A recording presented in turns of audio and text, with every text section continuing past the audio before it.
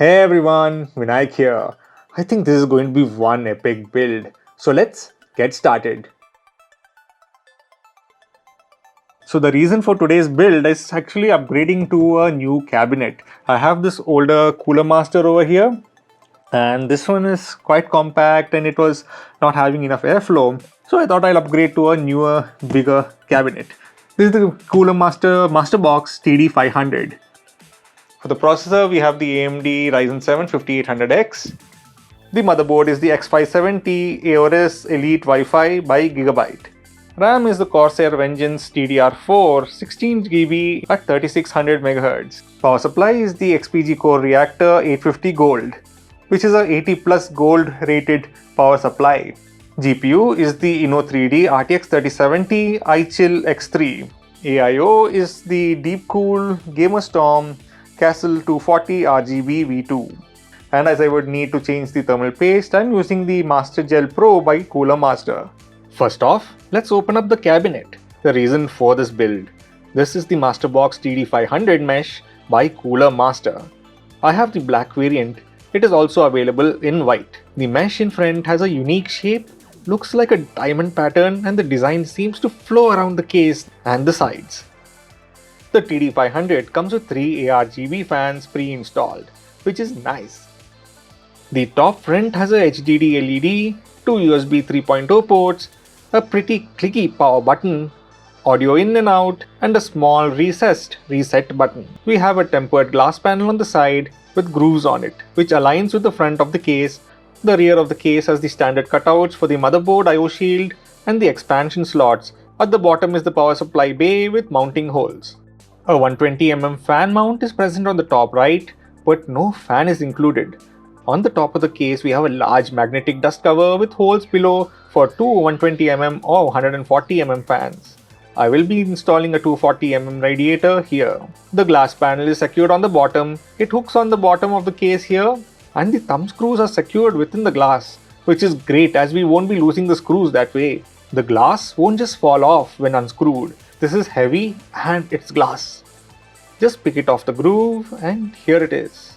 The inside is spacious with support for ATX, micro ATX and mini ATX motherboards. Rubber grommets are present to allow running cables through for cable management. This is how the fans look on the inside. A nice touch is the screw holding the side panel, where the thumb screws stay in place on the side panel after detaching it from the body. The front of the case pops off with a firm tug, allowing access to the fans if you want to replace them.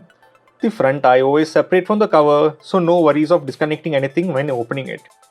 The mesh looks really cool when the light hits it. Can't wait to see how it reflects RGB light. So these are the fans and how the I/O looks once the front cover is off.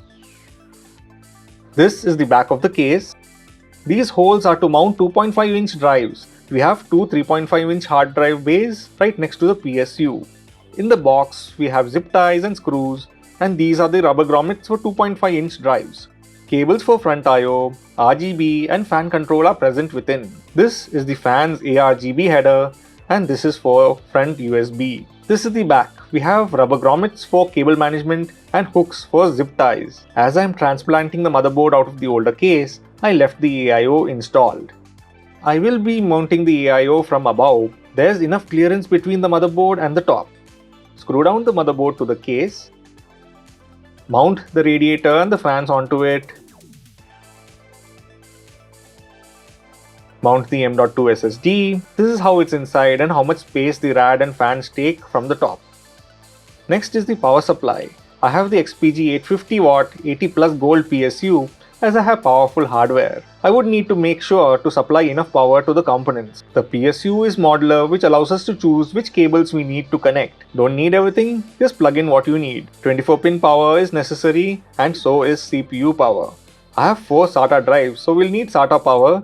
And of course, I will need to power the GPU, so 2 8-pin power cables are required. Slide in the power supply within the case. I would have liked a removable cover at the back for the PSU, but this one doesn't have it, so mounting it down now. Plug in the 24-pin power, CPU power. There's enough space to access these ports even after the motherboard is mounted. Gigabyte provides this cool little adapter for the front panel connectors, making it much easier to put together. Now for the hard drives. Yes, I have 3 as SSDs are still quite expensive. Slide these trays out by holding the sides, install the drive and slide it back in. Same for drive number 2. Now for the SSD. I have a 500GB boot drive. We have these metal pins that screw into your drive and then we can use the rubber grommets to mount the drive onto the case. I'm mounting the drive in the front for better airflow. Now for the GPU. This card barely fit into my older case, but now I have enough clearance for a 410mm card. The INNO3D RTX 3070 iCHILL X3 is a 300mm card. Plug in the power, which are 2 8-pin cables. Now that everything is connected, we can test the system.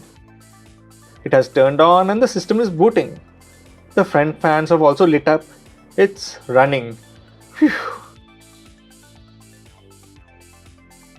Now that the system is running, I can change the thermal paste. Let a benchmark run for a few minutes to soften the thermal paste, remove the cooler, clean out existing thermal paste, change the thermal paste, install cooler back, and done.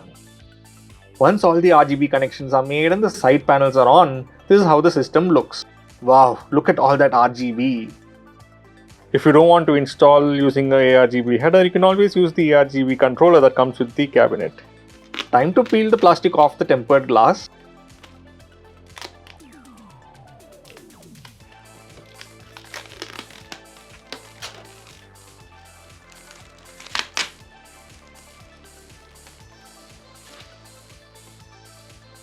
RGB on the fans are more muted as they are hub mounted, but there's a nice glow to them. The GPU's RGB lighting also adds to it, and so does the AIO pump. And the sliced design on the glass on the side refracts the light too.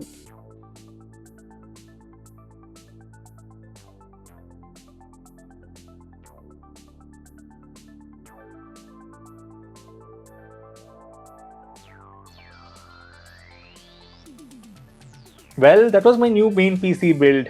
And yes, my PC does get upgraded a bit every year in small increments, and the main upgrade this time was the case and the power supply to support bigger graphic cards, which reviews are coming for soon.